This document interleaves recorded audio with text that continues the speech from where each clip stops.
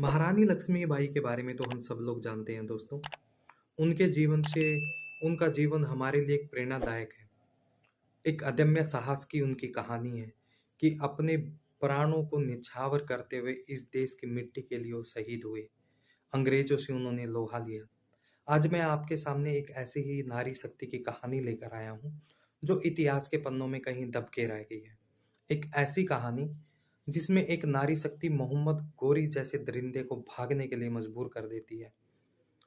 क्योंकि इतिहास में जो हमें पढ़ाया गया, जो हमारे हिस्ट्री में पढ़ाया गया, वो बाबर के बारे में, हुमायूं के बारे में, अकबर के बारे में, तैमूर के बारे में, जहांगीर के बारे में, औरंगजेब के बारे में, इन सब के बारे में तो भरपूर एक-एक चैप्टर हमें पढ़ाए गए। लेकिन जो हमारी वीरांगनाएँ हुई, जो हमारे महापुरुष हुए, जिन्होंने इस धरती के लिए अपना लहू बहा दिया, उनकी कहानियाँ हमें बहुत कम देखने को मिलती है। नमस्कार दोस्तों, मेरा नाम है युद्धवीर काद्यान।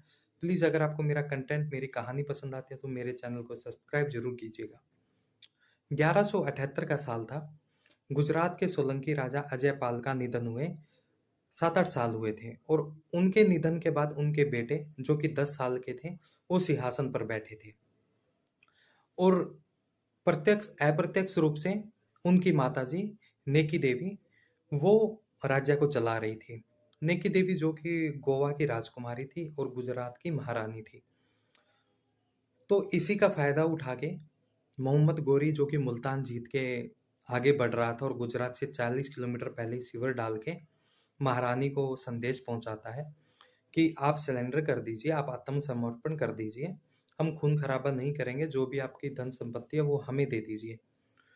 तो जो दूत आया होता है उसको महारानी बोलती है, हाँ हम अपना धन संपत्ति आपको दे देंगे, लेकिन हमको कुछ खून खराबा नहीं चाहिए, हम आत्मसमर्पण भी कर देंगे। तो दूत खुश होके मोहम्मद गोरी के कैंप में चला जाता है। शिविर में जाके मोहम्मद गोरी को ये बात बताता है कि महारानी मान गई है और अपना सब कुछ हमको देने के लिए राजी है, उनको खून खराबा नहीं चाहिए है। तो मोहम्मद गोरी के भी शिविर में पूरा हो हल्ला हो जाता है, सारे जश्न के मारे झूमने लगते हैं। लेकिन उसी टाइम एक धूल भरी आंधी उनकी तरफ बढ़ रही होती है और उनमें से निकलते हैं महारानी का काफिला। महारानी के काफिले में हाथी घोड़ों से इतनी धूल उड़ी कि कुछ समय के लिए मोहम्मद गोरी को संभलने का टाइम ही नहीं मिला और जब तक वो संभलता तब तक महारानी उसके जो शिविर है, उसके मलेच्छों को सबको तहस-नहस कर चुकी थी और मोहम्मद गोरी को इतना ज़ख्मी कर चुकी थी कि मोहम्मद गोरी को भागने के लिए मजबूर होना पड़ा और मोहम्मद गोरी अपने घोड़े को लेकर भाग लिए वहाँ से और जब एक उनका घोड़ा घस खा के गिर जाता था, तो दूसरा घोड़ा पे वो चढ़ जाते थे और फिर मुल्तान के लिए भाग लेते थे।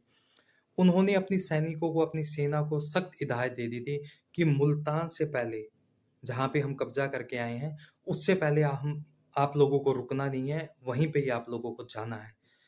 इतना डर गया था मोहम्मद गोरी, उसने दिल्ली की गद्दी पे जो बैठा था, उस पे तो आक्रमण किया, लेकिन गुजरात की धरती पे उसको देखने की हिम्मत नहीं हुई।